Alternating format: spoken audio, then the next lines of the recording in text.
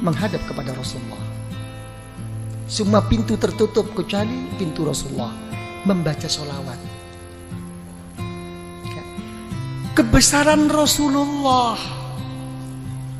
dengan kita membaca sholawat ke Rasulullah, walau riaan, walaupun kita riak, ada maksud lain karena melihat kebesaran Rasulullah, dengan membaca sholawat akan diterima oleh Allah.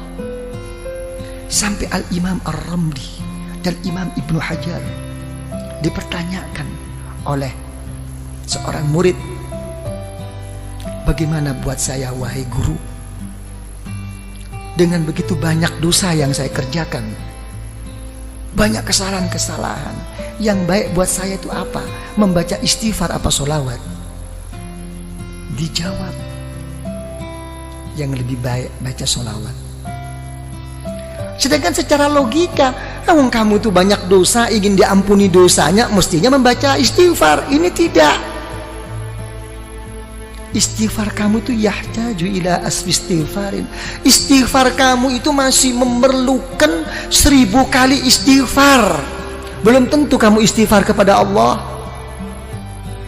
Makanya setengah ba'dul aulia, setengah wali tidak berani membaca astaghfirullahaladzim alladzi la ilaha illahu. Enggak berani. Saya mohon ampun. Betulkah kamu mohon ampun? Jangan-jangan habis ini kamu nanti suka lagi melecehkan Allah, kamu istihza. Enggak berani. Yang ada itu tidak mohon ampun, tapi Rabbighfirli, ampuni saya ya Allah, ampuni. Saya enggak mohon kayak saya ini orang pandai-pandai aja mengaku mohon ampun. Emang betulkah kamu? Sampai begitu akhlaknya. Ini ba'dil aulia. Tapi tetap kelas tinggi lagi wali, dibimbingnya oleh ulama thariqah. Tetap kamu harus mohon ampun kepada Allah, astaghfirullahalazim. Tapi bagaimana guru? Tapi kamu sandarnya bukan di situ. Bukan bersandar kamu mau pandai-pandai diri sungguh-sungguh mohon ampun kepada Allah. Kenyataannya kamu tidak kok.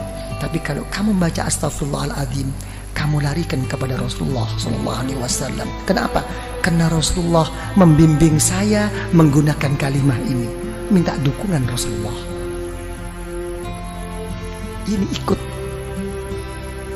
Okay, you understand? Ya, ikut. Karena itu dijawab oleh para ulama, baca sholawat.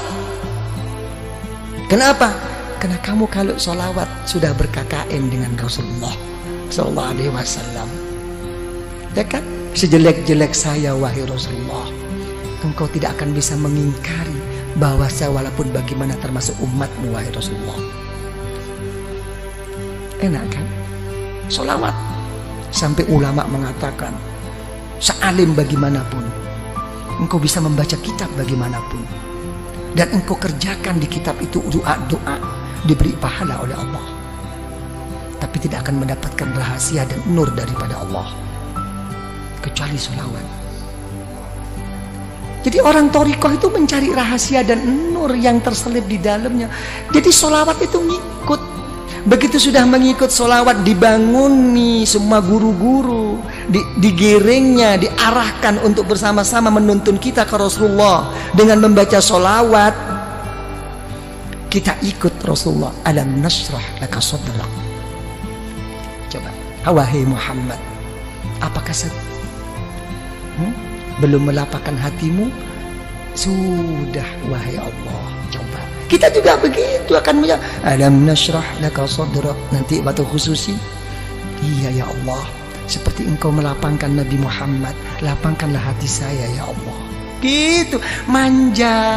Orang thariqat itu manja, tapi sesudah istiqomah, nggak istiqomah kok manja.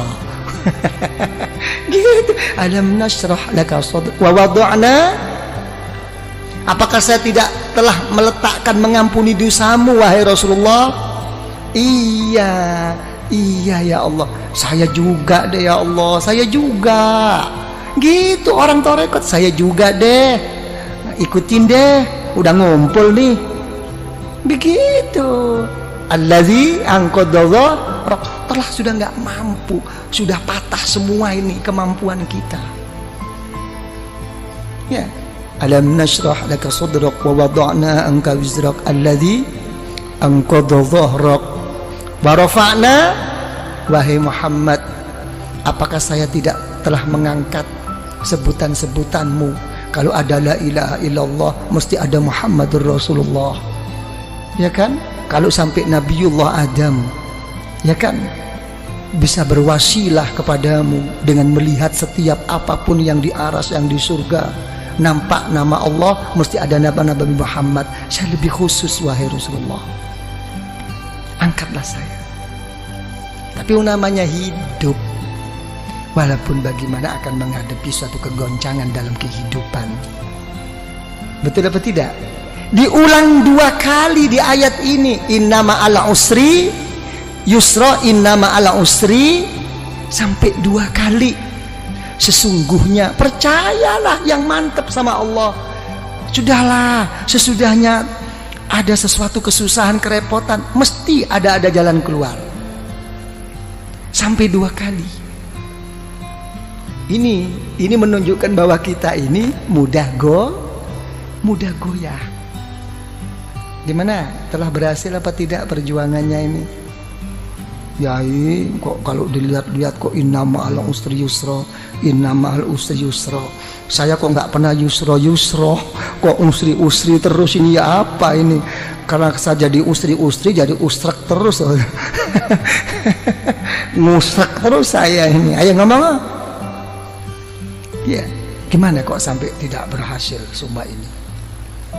Ya, zaman dulu semuanya serba mudah, kita susah.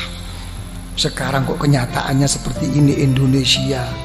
Ini makin susah apa makin gimana ini kesempatan? Saya nggak ngomong soal susah, makin ada kesempatan nggak kita ini mau masuk ini?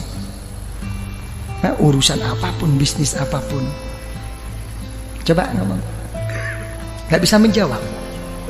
Ya, sekarang kita ini kayak main apa? Nopo? Kartu nopo, cara bahasa Inggris apa tuh? Gambling. Iya. Ya, kita kayak main. Sekarang kita menghadapi kayak orang main apa? Spekulasi terus. Betul-betul kembali kepada takdir Allah sekarang kita. Nasib-nasiban. Iya. Jadi menteri sedikit sudah seneng, jatuh lagi. Kan bingung kita ini. Ayo ngomong kalau udah begini. Nih Pak Sofyan jadi menteri tapi besok turun, bingung.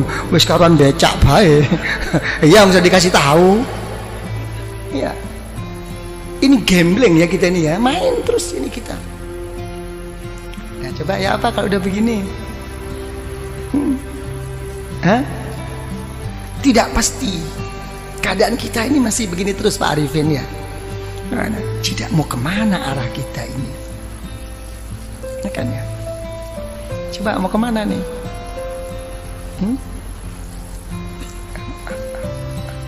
Ya, sama Allah sih sabar. Sama Allah itu nerima. Sing gawe ruwet iki sing bang gregetno. Mer tak peting bae rasane itu. Nah, ini permasalahannya. Kalau saya sih dalam menghadapi masalah ini, saya lihat dalam satu hadis riwayat Imam Al-Muwatta. Ya, dalam kitab Muwatta Al-Imam Malik radhiyallahu anhu itu mengatakan ada satu hadis, kalau Allah Ta'ala itu menyintai seseorang akan diberi ujian oleh Allah. Enak enggak kira-kira ini? Hah? Apa? Yang enteng loh. Enteng enggak enteng itu bukan masalahnya, hatinya. Sesuatu yang enggak bisa dibuat enteng itu kalau sudah menyangkut amanat, tanggung jawab kepada umat. Selain itu terserah hati, dibuat enteng apa dibuat abot, ayo ngomong. Nah, ya, diberi ujian oleh Allah tentang dirinya, tentang keluarganya, tentang bisnisnya, sampai mau meninggal pun keluarnya nafas itu susah. Tapi tetap ingat Allah. Begitu di akhirat, masuk liang kubur, dijemput oleh orang-orang yang soleh. dibawanya menghadap kepada Allah, bertanya, wahai Allah, saya tidak punya ilmu, ibadah saya kurang, saya juga sering mengerjakan dosa, kok tiba-tiba saya sampai di sini nih, gimana? Gak ada nerakanya kamu, kemarin udah kamu ambil semua. Oh gitu dong, oke deh. Ya gitu. Tapi sebaliknya, kalau orang itu tidak disukai oleh Allah, diberi satu kelapangan, makin dia berbuat baik, makin diberi kontan oleh Allah di dunia ini. Semuanya cukup, keluarganya oke, kesehatannya oke, sampai mau meninggal pun lapang, lancar. Tertipu semua orang sekelilingnya, seakan-akan ka'annahu, itulah orang yang baik. Tapi begitu sudah sampai di sisi Allah, masuk neraka kamu. Oh, saya punya sesuatu, saya dulu habis, surga kamu udah kamu ambil kemarin. Jadi kita jangan tertipu ya, dengan kadang-kadang gimana nih Yai, zikir pun sampai mau patah leher nih, kok enggak lancar-lancar. Ya kan, kok begini-begini, kenapa? Itu sih orang nggak pernah sembahyang, oke-oke aja nih, hotelnya makin tinggi, ini ikut Yai kok tambah begini nih, gimana nih? Wah, gua mau cari guru lain deh. Wah, iki mulai main dukun. Ini banyak yang begitu itu. Betul apa tidak? Inilah. Ya, jangan dilihat zahir, jangan. Gitu kan, itu ini yang ini jadi ini. Itu sudah ada, Rasulullah sallallahu alaihi wasallam itu sudah mengatakan ad-dunya jannatul kafir. Ya, memang dunia itu surganya orang yang nggak beriman, tapi nerakanya orang ahli neraka, orang ahli iman. Satu tempo itu cucu daripada cucu Rasulullah sallallahu alaihi wasallam begitu hebatnya, gagahnya, naik kuda. Kalau sekarang mungkin naik Mercy begitu. Ada orang kafir protes, wahai cucu Rasulullah, sudah tidak sesuai lagi perkataan datuk engkau. Kenapa? Datuk engkau mengatakan bahwa dunia ini surganya orang kafir dan nerakanya orang beriman. Kenyataannya saya ini kafir kok melarat, kamu kok malah kaya. Kamu kok enak-enakan. Coba dijawab oleh cucu Rasulullah. Ya, sehebat-hebat saya di dunia ini, kalau dibandingkan besok di surga masih kayak neraka ini. Sesusah-susah kamu di dunia ini masih surga dibandingkan besok di neraka. Langsung masuk Islam. Halo, ayo kon masuk Islam. Kadang-kadang bodoh Islami ngomel, ah gila loh, ngomong aja. Ini loh permasalahannya. Ya. Jadi ya gimana kalau gitu? Ini robitoh, ini hubungan kumpulan ini. Apa yang berhasil? Kita selama ini terlalu terpukau dan selalu dianjurkan oleh orang-orang banyak. Apa yang dianjurkan adalah sabda Rasulullah SAW, man kana akhiru kalamihi la ilaha illallah dakhalal jannah. Siapa yang akhir perkataannya itu la ilaha illallah, masuk surga. Bagaimana orang itu mau ingat la ilaha illallah? Ya, pada saat itu semua setan, iblis sudah datang semua kok. Silahkan kamu jadi orang kiai, jadi orang yang soleh, jadi ini. Yang penting nanti akan meninggal, akakun gude iman kamu.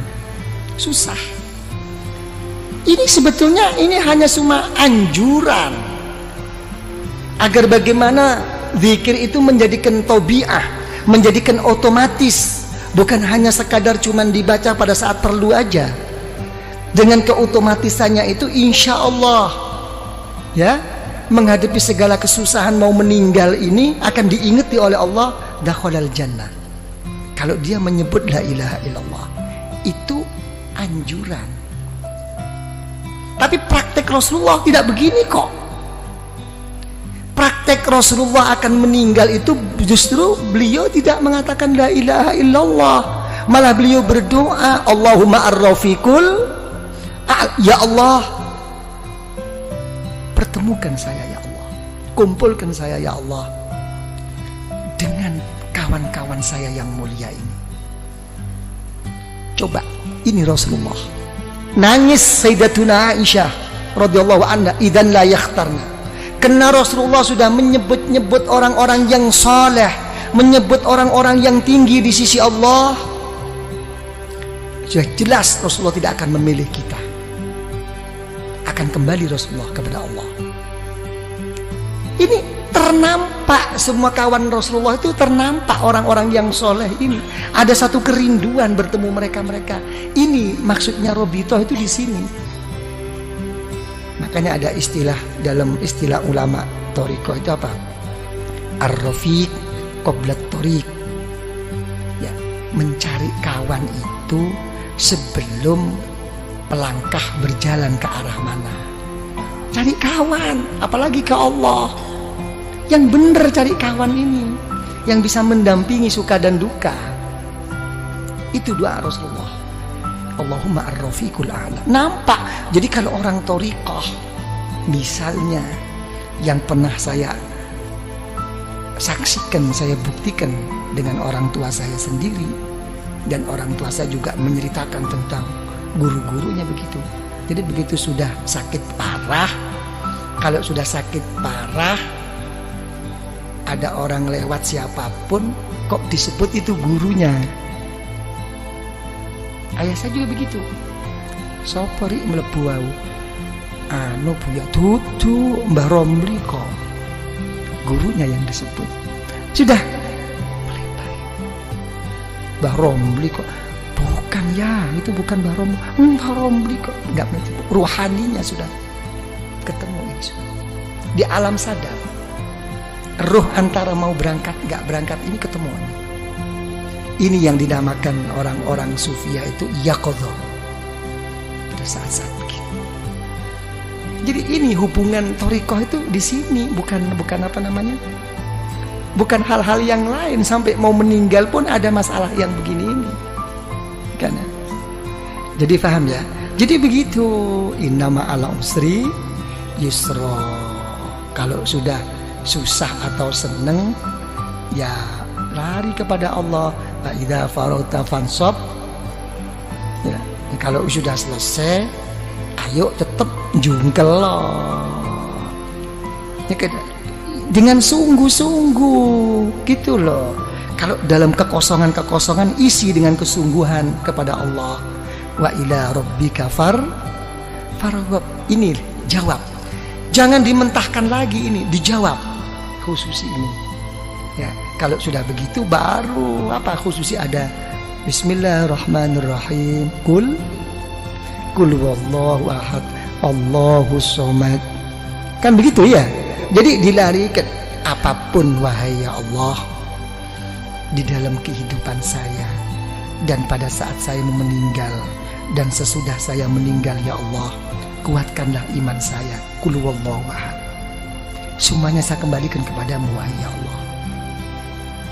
Ini kunci. Lah, apa kalau kita sudah buka kunci itu cukup? Tidak cukup. Di sini kita digugah lagi oleh guru itu. Kirim Fatihah lagi. Dibangunkan lagi guru-guru ini untuk menghadap bersama-sama kepada Allah. Al-Fatihah.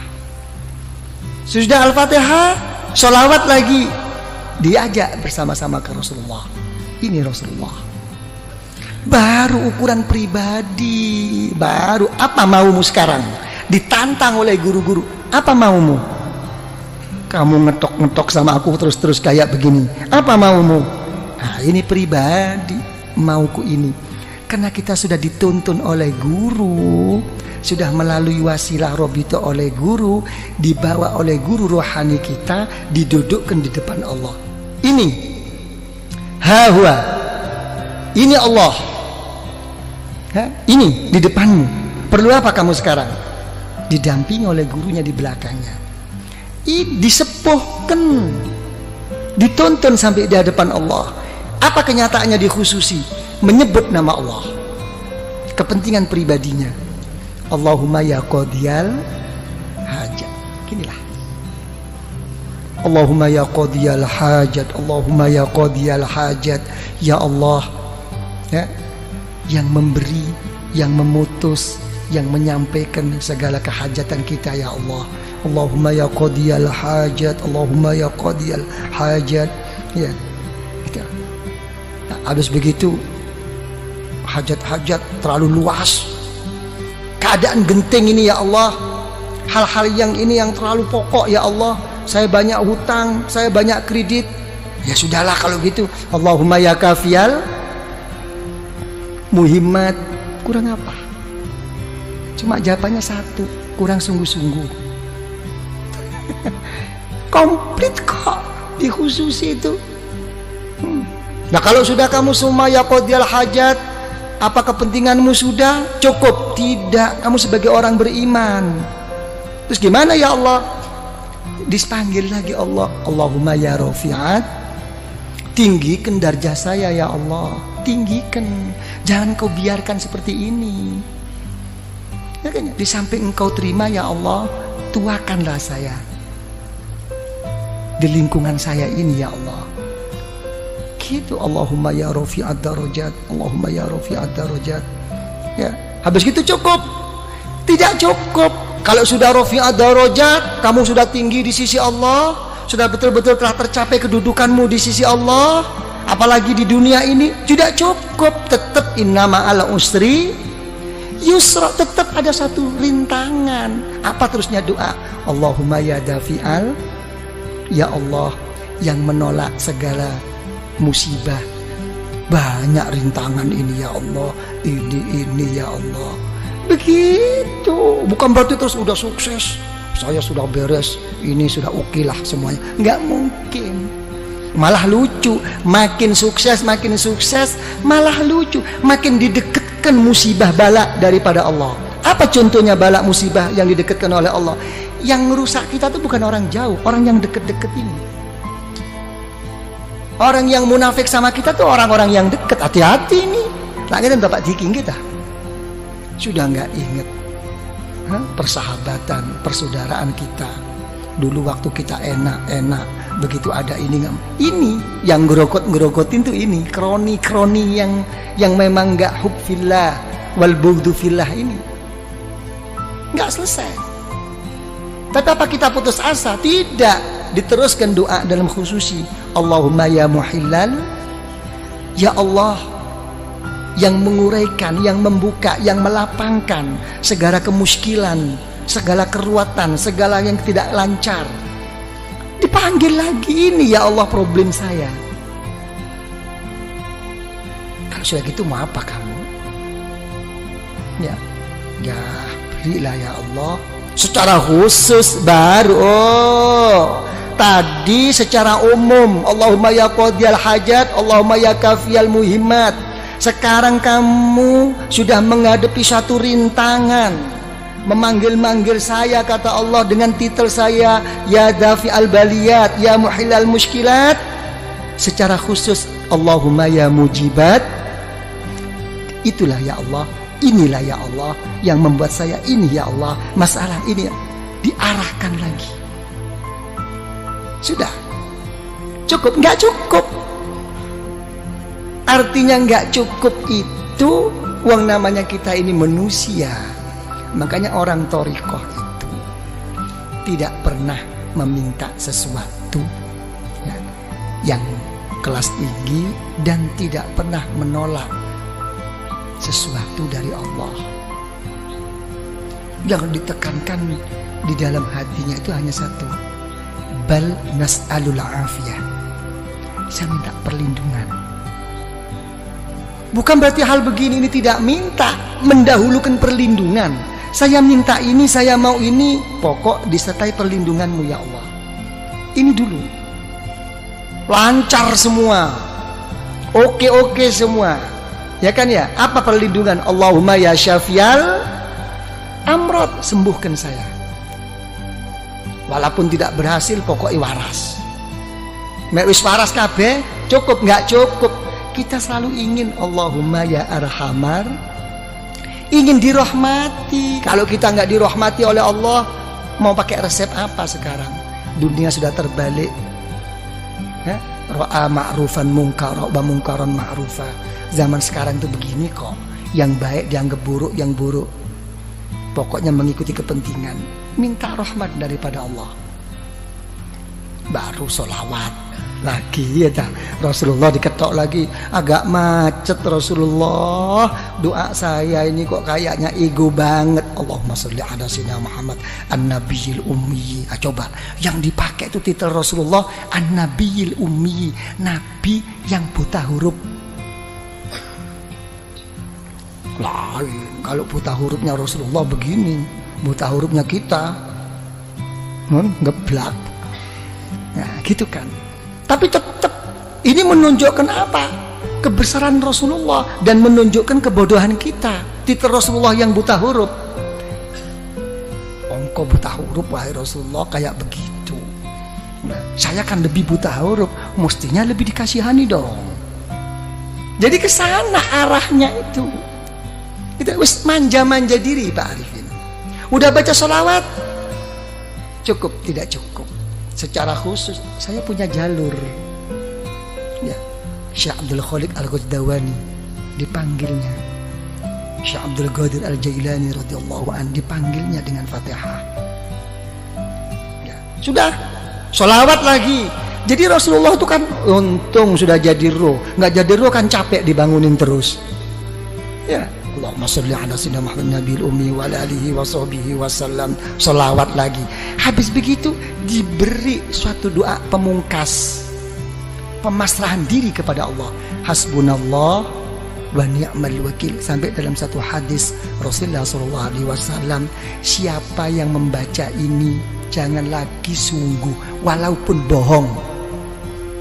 Yang orang membaca hasbunallahu la ilaha illahu alaihi tawakkaltu wa huwa rabbul arsyil azim. Baca 7 kali sehabis sholat subuh dengan habis sholat asar. Walaupun bohong akan didengarkan dan diterima oleh Allah. Karena memang susahnya untuk kita mau mengambil semuanya itu dipasrahkan ke Allah. Pokoknya nggak tahu deh ya Allah, apa yang saya minta mau di depan tadi nggak tahu deh apa kata Allah deh. Bilang gitu, engkau ini betul apa enggak nih? Bilang gitu, ya sebab inilah ya Allah. Kayak orang geblak gitu, ya wis. Setiap apa no ya anak dewe. Ya kan ya. Sama dengan orang-orang tua tuh gitu. Dia apa no anak dewe. Hasbunallah. La ilaha illahu alaihi tawakkaltu wa huwa rabbul arsyil azim. Pemungkas. Berangkat lagi, Allahumma sholli ala, sholawat lagi, dibanguni lagi Rasulullah, Fatihah lagi kepada Kanjeng Syekh, kepada Al-Imam Ar-Rabbani, sholawat lagi, penutup. Apa yang terjadi? Wis notok kula ya Allah. Apa sih kon ngakoni notok? Ono Pak Arifin. Apa? Sudah sampai di puncaknya? Iya. Apa puncakmu? La haula wa la quwwata illa billahil aliyil azim. Yes, memang betul-betul kamu udah nggak punya daya kekuatan. Iya. Terus mau apa sekarang? Kamu menghadap kepada Allah. Dipanggilnya Rasulullah, sholawat lagi. Habis gitu sholawat. Ayo secara khusus. Kalau kamu sudah bersih dengan dari pengakuan-pengakuanmu, baru diem, tawajuh, nunduk. Itu khusus. Nunduk secara pribadi. Nggih ya Allah, ini ya Allah, ini. Ditutup dengan pembuka agar semuanya jadi terbuka langsung kepada Allah dengan Al-Fatihah. Sholawat lagi. Habis sholawat lagi, udah habis. Oh, udah sampai di situ tahapanmu di dalam menghadap kepada Allah. Oke, mari kamu manja. Ya Latif, ya Latif, ya Latif ya. Dari manjanya kita ini kadang-kadang nggak jelas ya Latifnya tuh tip tip tip tip tip. ya tip tip tip tip ya Latif, ya Latif, ya Latif, ya Latif, ya Latif ya. Ya Latif, ya Latif, ya Latif, ya Latif. Manja. Allah Ta'ala yang maha pengasih dan penyayang. Allah Ta'ala yang maha lembut. Sampai doanya bi khofi khofil kal khofi. Memang saya begini posisi saya ya Allah, serba kurang, serba apa. Tapi tolong ya Allah, mesti ada dong. Sekecil-kecil apapun rasa kasih sayangmu untuk saya kan, berikan dong. Kurang ngopo? Lah, ini khususi. Habis gitu Fatihah lagi, ya kan? Sholawat lagi. Habis sholawat baru menghadap secara khusus, jangan panjang-panjang, menghadirkan keagungan Allah dengan melalui apa kekurangan dirinya. Diam. Saya tidak bisa apa-apa ya Allah. Saya tidak bisa matur. Ilmumu ya Allah lebih daripada pematurku, daripada ungkapanku, daripada pengakuanku. Ilmumu telah mengetahui keadaan saya sekarang ya Allah. Dekatkan. Melalui apa?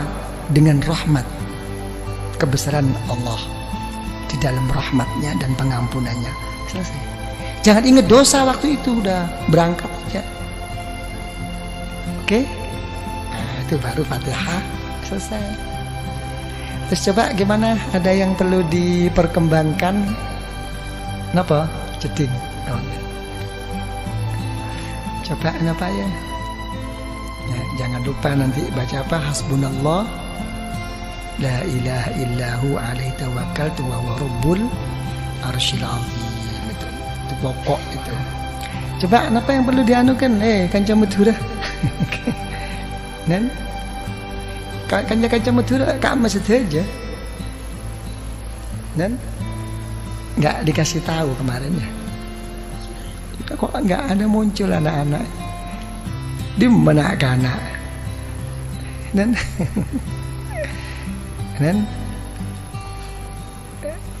Pak Diki tuturi Handayani. Kenapa Pak Diki? Hilang semua. Hilang ya. Nanti kalau saya pulang aja diinget-inget. Datang sendiri. Ya, kenapa? Ya, enak. Tapi juga harus ke situ gitu. Ya, rasanya belum ke situ, coba tetap harus ke situ gitu. Ya, jangan nunggu Pak Arifin, jangan nunggu harus begini. Kalau kata orang sufi itu siru ilallah urjan wa makasira wala tantazir sihah wal farah fa inna intidharahuma bitalah. Kalau kepada Allah itu pincang-pincang, pecah-pecah, kurang-kurang, berangkat saja. Berangkat. Jangan nunggu sehat, jangan nunggu sempat. Masih repot yain, ini nggih pun kula trimo repote, muga-muga tambah repot ben gak teko. Enggak bisa. Jadi nikmat kesempatan itu nikmat besar. Jangan menunggu. Kalau orang itu menunggu sehat ya dan menunggu kesempatan dalam berangkat kepada Allah, tidak akan mendapatkan. Nanti akan datang lagi, akan begitu lagi. Nggak tahu. Kayaknya semua kesusahan itu diajak komunikasi mau berangkat itu. Sampai pinggangnya pun ditanyakan, gimana Gang, mau berangkat nggak? Kayaknya kok agak kaku ini. Nggak jadi kok. Jangan urusan besi tuanya. Urusan pinggangnya juga begitu. Kan cuma turun kamah, ayo ngocak. Derem aku ngocak. Nah, ini hal-hal begini ini kayak kawan-kawan Madura ini hati-hati. Kenapa saya katakan hati-hati? Begini ya, ini ngomong tentang niat. Semua itu kata Rasulullah SAW, ila ma hajaru ilaih. Semua itu akan kembali kepada hijrahnya. Kalau orang itu hijrahnya itu walaupun ke Mekah dan berdampingan dengan Baitullah, ya. Kalau memang kesananya itu memang lebih menonjol dan kuat untuk cari kerja, kurang kesungguhannya. Itu. Jadi orang-orang Madura, yang datang ke sini itu untuk bekerja itu butuh niat super ekstra, gitu kan? Karena berangkatnya itu sudah ke sana arahnya itu. Berangkat dari Madura, tangki kak kantone kalako. Ini mau sampai ini merupakan satu halangan, nggak jadi memang. Mendingan orang penduduk sini. Kalau penduduk sini kena males.